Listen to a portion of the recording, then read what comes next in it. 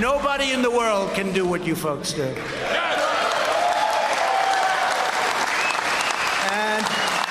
we're going to make it easier for you. Do you know about that? You know about delays? Or it takes you 20 years to get a permit? Those days are gone. We are continuing our commitment to coverage of climate change on Velshi and Rule. Why? Because the Trump administration's lack of commitment to and understanding of the growing climate crisis, well, look at that. It strikes again.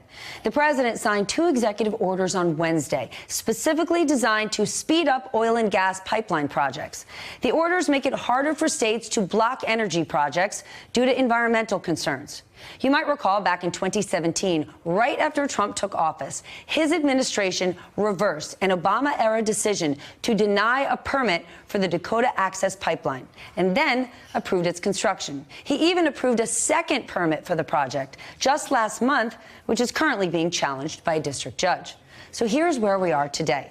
One of the president's new orders calls for the EPA to review a specific section of the Clean Water Act, which requires applicants seeking permits for energy infrastructure projects that might pollute protected waters to get certification from the state. Well, President Trump, he doesn't like that part of the Clean Water Act. In fact, his executive order says those regulations are, quote, outdated and confusing, slowing down infrastructure projects. The second order gives the president the direct responsibility to issue, delay, or amend permits for infrastructure projects that cross international borders.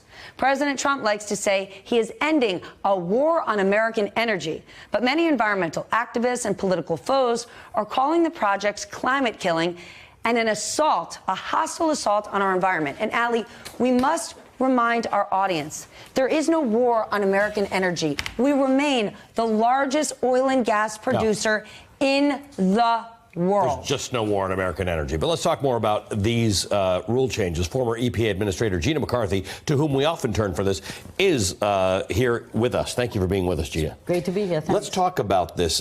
This administration continues to downplay the effects of, downplay climate change in general, but certainly disconnect the effects of energy and climate. And I get why that happens, because energy is a big part of the money that we make in this country. It employs a lot of people, but it is tied to climate change. Yeah, it sure is, and we can't deny climate change as much as he would like. But the interesting thing about this executive order, it should not only be a concern to everybody because it dismantles fundamental protections. Like you want to have clean water, right. That's your right, clean air. Those are all being questioned here. But the interesting thing about this is that it is totally contrary to the tenets of the Republican Party. They have for years talked about states' rights, that the federal government can't come in and trample states' rights. It is doing exactly that. It is actually threatening property rights. Because one of the things you look at when you review these permits is, do they go in protect natural resources and fundamental health protections, but you do it in a way that avoids destroying people's lands, rummaging through farmland that otherwise provides our food. This takes away every ability for states to do the kind of analysis that allows us to look at these things right, that puts them in the right place, that protects public health and property rights and states' rights. In my naive mind, public health isn't a political issue. Everyone should have the right to drink clean water and breathe clean air. How might oil and gas projects, new ones, seriously be detrimental to the environment?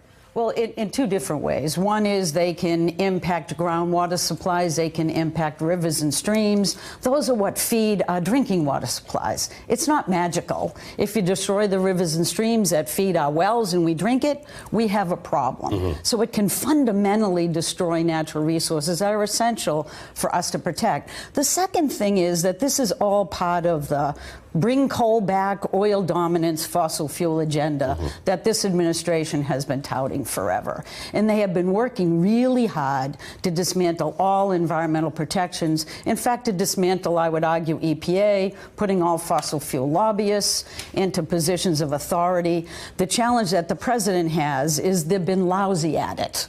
They lose in court almost all the time. They're going to lose with these executive orders because they're contrary to law, they're contrary to science. science. If he can't get it through the courts, then he can't actually succeed. So right-minded people can say that there's too much regulation in certain areas, right? But the idea that the EPA... It's not like regulation just doesn't work. Right, some of it doesn't work, and there's some regulations should go away. But the EPA was meant to address the fundamental instinct that sometimes profit-making industries have to say, if somebody doesn't tell me not to dump that in the water, I will. If somebody doesn't tell me not to burn this and pollute it, I will. So the EPA, it was never meant to be partisan. It was not meant to stand in the way of business. Yep. But it does slow down somebody's ability to make money if there are some rules they have to adhere to. It requires things to be deliberate enough so that you understand their consequences and you factor that in when you make decisions. Federal rules are hard.